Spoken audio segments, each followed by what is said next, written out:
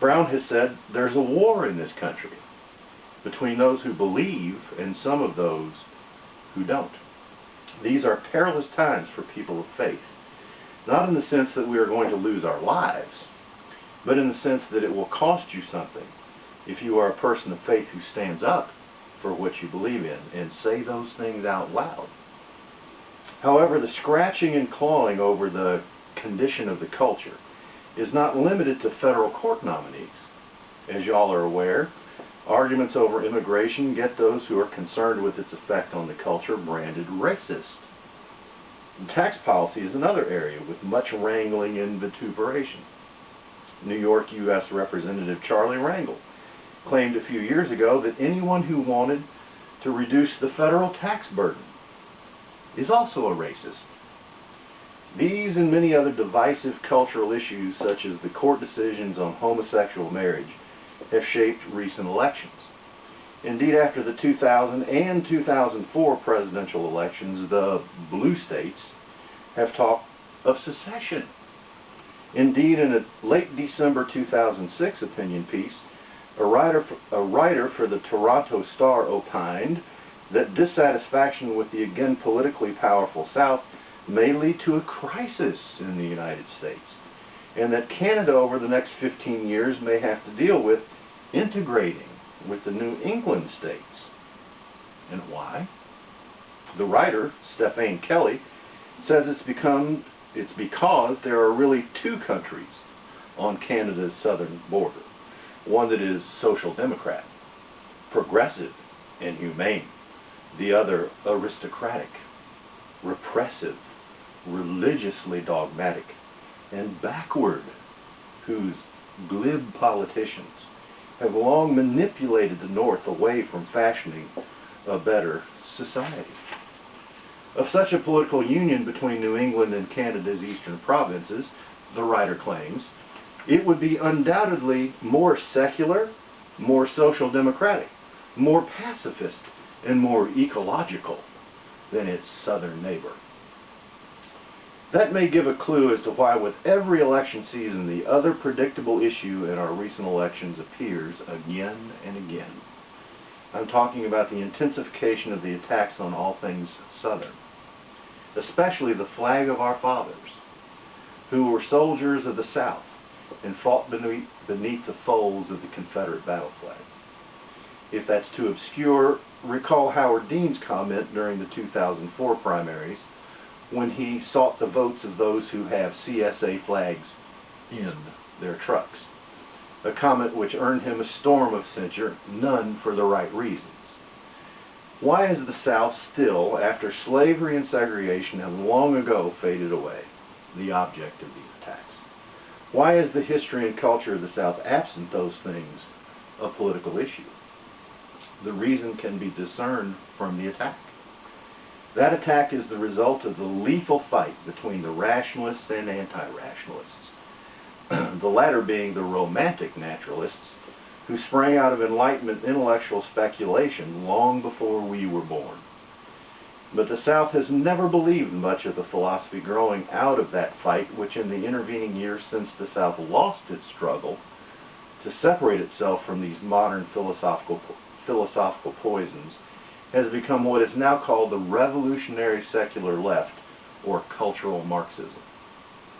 The South, despite taking on some of the practical results of the assumptions of modern philosophy, does not believe in its central proposition, that being the faith in human reason and the ability to save men by proper political arrangements, seemingly evident from that modern philosophical faith.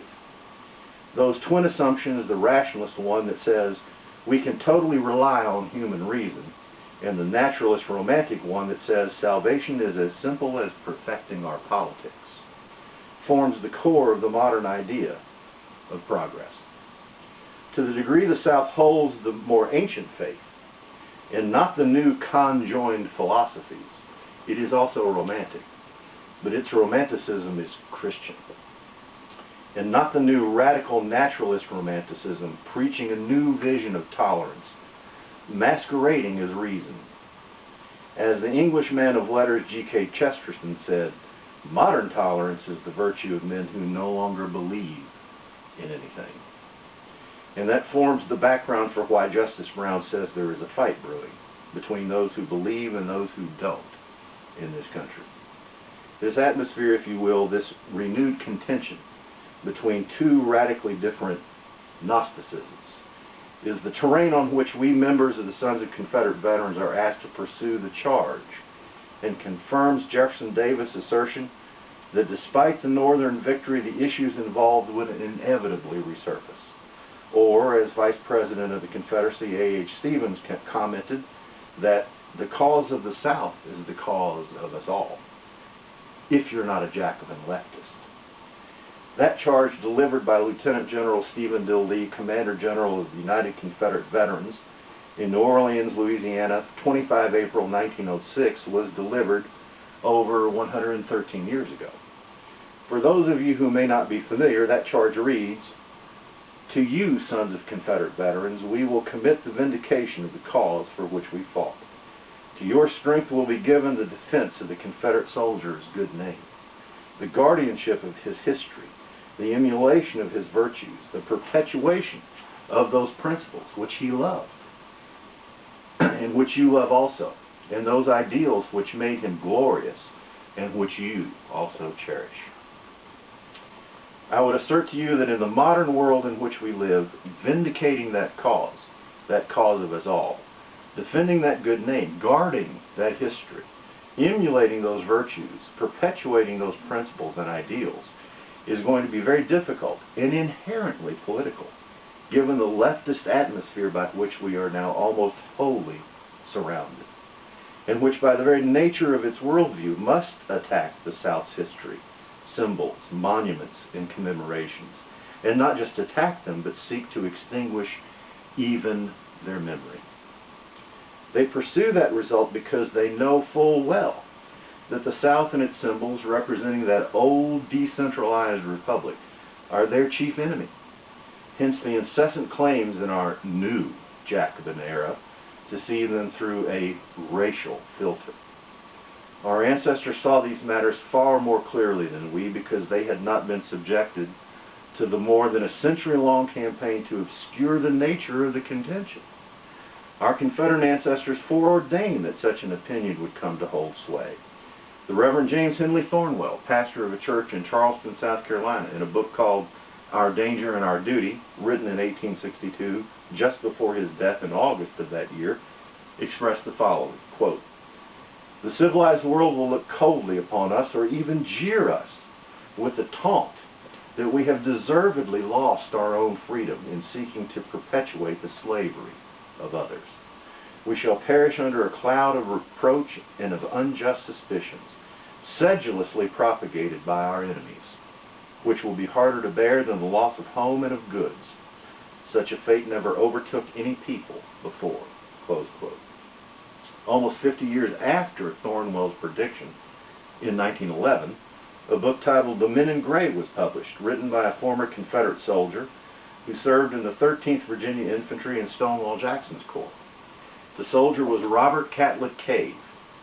Cave went on to become an accomplished clergyman who served for a time as president of Transylvania College, now University, in Lexington, Kentucky.